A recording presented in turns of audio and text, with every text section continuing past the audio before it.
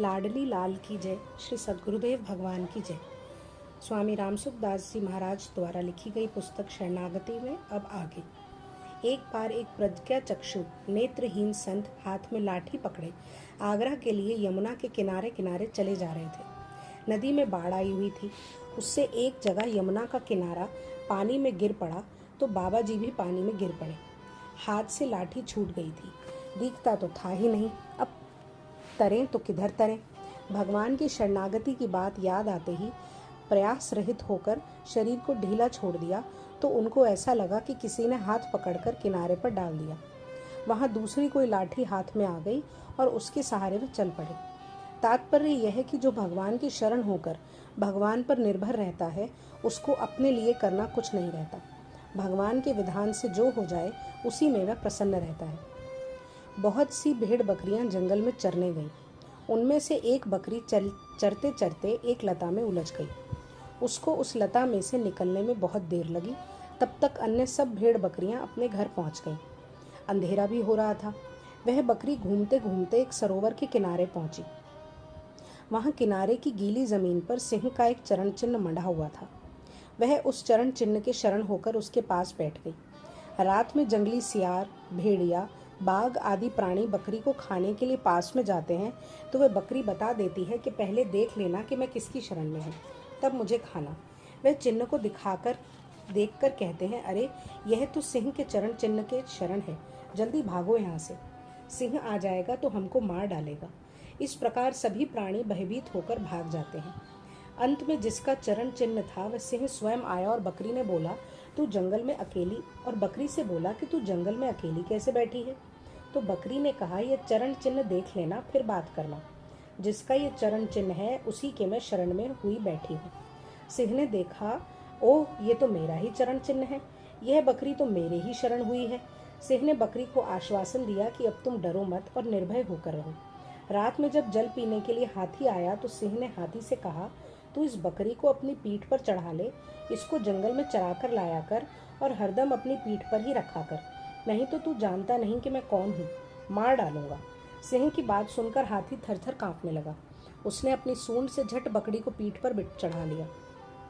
अब वह बकरी निर्भय होकर हाथी की पीठ पर बैठे बैठे ही वृक्षों की ऊपर की कोपले खाया करती और मस्त रहती। खोज पकड़ से ठे रहो, धड़ी मिलेंगे आए, अजया गज मस्तक चढ़े, निर्भय कोपल खाए। ऐसे ही जो मनुष्य भगवान की शरण हो जाता है, उनके चरणों का सहारा ले लेता है, तो वह संपूर्ण प्राणियों से, विघ्न बाधाओं से निर्भय हो जाता है। उसको कोई भी भयभीत नहीं कर सकता, कोई भी कुछ बिगाड़ नहीं सकता। जो जाको शरणों गहे, वा कहता की लाज, उल्टे जल मछली चले, भयो जात गजराज। भगवान के साथ काम, भय, द्वेष, क्रोध, स्नेह आदि से भी संबंध क्यों न जोड़ा जाए, वह भी जीव का कल्याण करने वाला ही होता है। श्रीमद् भागवत जी में कहा गया है कि एक नहीं अनेक मनुष्य काम से, द्वेष से, भय से और स्नेह से अपने मन को भगवान में लगाकर तथा सारे पाप धोकर वैसे ही भगवान को प्राप्त हुए हैं जैसे भक्त भक्ति से। जैसे गोपियों ने काम से, कंस ने भय से, शिशुपाल ने, दंतवक्र ने आदि राजाओं ने द्वेष से, यदुवंशियों ने परिवार के संबंध से, तुम लोगों यानी युधिष्ठिर आदि ने स्नेह से और हम लोगों यानी नारद आदि ने भक्ति से अपने मन को भगवान में लगाया है। श्रीमद् भागवत जी में आगे भगवान ने कहा है कि निष्पाप उद्धव जी, यह एक युग की नहीं सभी युगों की एक सी बात है।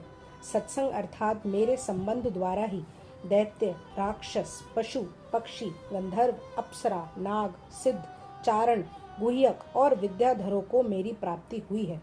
मनुष्यों में वैश्य, शूद्र, स्त्री और अंत्यज आदि रजोगुणी, तमोगुणी प्रकृति के बहुत से जीवों ने मेरा परम पद प्राप्त किया है। वृत्तासुर, प्रहलाद, वृषपर्वा, बलि, बाणासुर, मय दानव, विभीषण, सुग्रीव, हनुमान, जाम्बवान, गजेंद्र, जटायु, तुलाभार वैश्य, धर्मव्याध, कुब्जा, ब्रज की गोपियां, यज्ञ पत्नियां और दूसरे लोग भी सत्संग के प्रभाव से ही मुझे प्राप्त कर सके हैं। उन लोगों ने ना तो वेदों का स्वाध्याय किया था और न विधि पूर्वक महापुरुषों की उपासना ही की थी। इसी प्रकार उन्होंने कृच्छ, चंद्रायण आदि व्रत और कोई तपस्या भी नहीं की थी। बस केवल सत्संग, मेरे संबंध के प्रभाव से ही वे मुझे प्राप्त हो गए। तात्पर्य यह हुआ कि काम, भय, द्वेष आदि किसी भी तरह से जिनका भगवान के साथ संबंध जुड़ गया उनका तो उद्धार हो ही गया, पर जिन्होंने किसी तरह से भी भगवान के साथ संबंध नहीं जोड़ा, उदासीन ही रहे, वे भगवत प्राप्ति से वंचित रह गए। भगवान के अनन्य भक्तों के लिए नारद जी ने कहा है, उन भक्तों में जाति, विद्या, रूप, कुल, धन, क्रिया आदि का भेद नहीं है। तात्पर्य यह है कि जो सर्वथा भगवान के अर्पित हो गए हैं, अर्थात जिन्होंने भगवान के साथ आत्मीयता, परायणता, अनन्यता आदि वास्तविकता को स्वीकार कर लिया है, तो स्थूल, सूक्ष्म और कारण शरीर को लेकर सांसारिक जितने भी जाति, विद्या आदि भेद हो सकते हैं, वे सब उन पर लागू नहीं होते, कारण कि वे अच्युत भगवान के ही हैं, संसार के नहीं। अच्युत भगवान के होने से वे अच्युत गोत्र के ही कहलाते हैं। श्री राधा, श्री राधा, श्री राधा।